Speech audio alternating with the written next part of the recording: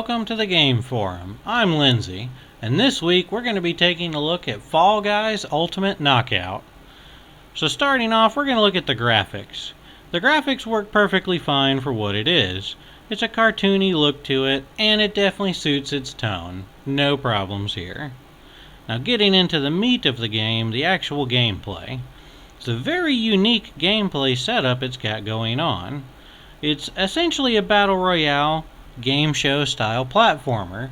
If you've ever seen the game show Wipeout, you'll recognize a lot of the levels and elements of that show in this game. So you start off with 60 players.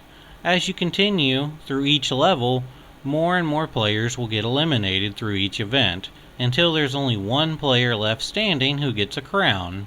Although it might sound simple, it definitely is a very unique mechanic, as where most battle royales are shooters or fighters or some type of game like that where everyone's fighting each other.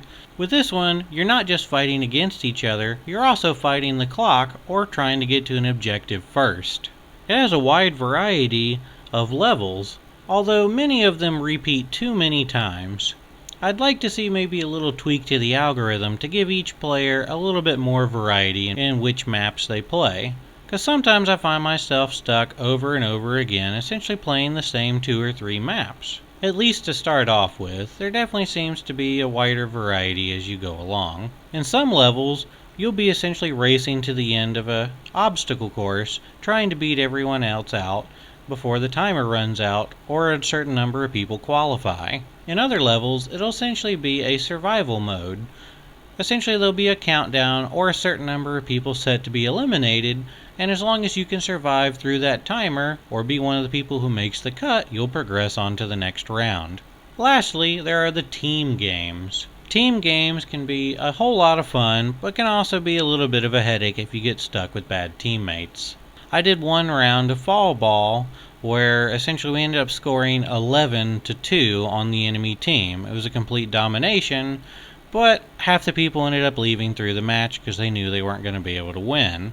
And I've had other rounds where my own teammates pushed balls into our own goal, which can be a little frustrating to do so well and then get eliminated on behalf of other people not being able to play well.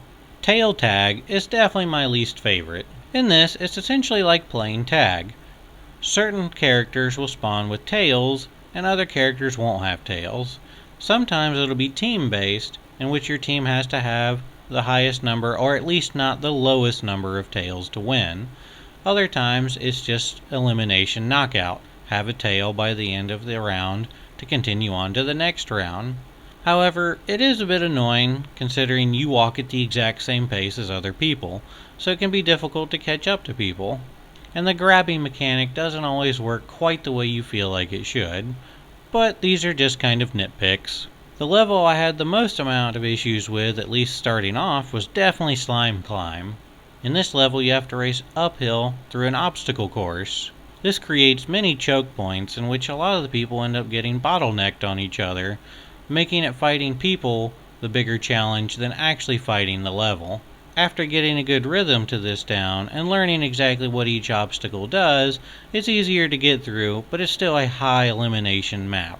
Lastly, the levels are all very short. Each one only takes about a minute or 2 to complete. This is definitely by far not a negative. It's really easy to get in and play a couple rounds if you only got a little bit of time to play. Most of the time, if you went from starting a game to finishing in the very last round, it only is really going to take about 10 minutes with playing each level and loading levels. So it's really quick to get in, play a little bit. If you don't make it too far, you can easily jump right back in and start another round. This game also has a battle pass system, which is really good. There is no purchase the battle pass, at least not yet. So all the content in it is free, and you simply get it by playing the game and leveling up. The battle pass gives you a lot of customization options, as well as some of the in-game currency. A lot of kudos to buy other options from the shop, and a couple crowns thrown in. Crowns and kudos are the currency of the game. You get kudos simply by playing the game. You can use these kudos to unlock things in the shop and customize your Fall Guy. Crowns, on the other hand, can typically only be unlocked by completing an entire event and coming in first out of everyone. Crowns typically give you a lot cooler unlocks to set yourself apart and let other people know that you've had some victories under your belt. I do like the fact that you can only get crowns by playing the Battle Pass, or most of the time by actually having some victories. I do like that you can't actually purchase any. So what can these crowns and kudos actually buy? Let's take a look at the customization for your Fall Guy.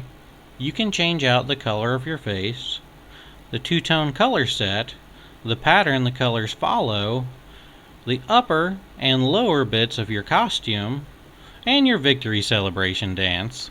And again, these are all unlocked through kudos and crowns, giving you a wide variety of costume and cosmetic customization options.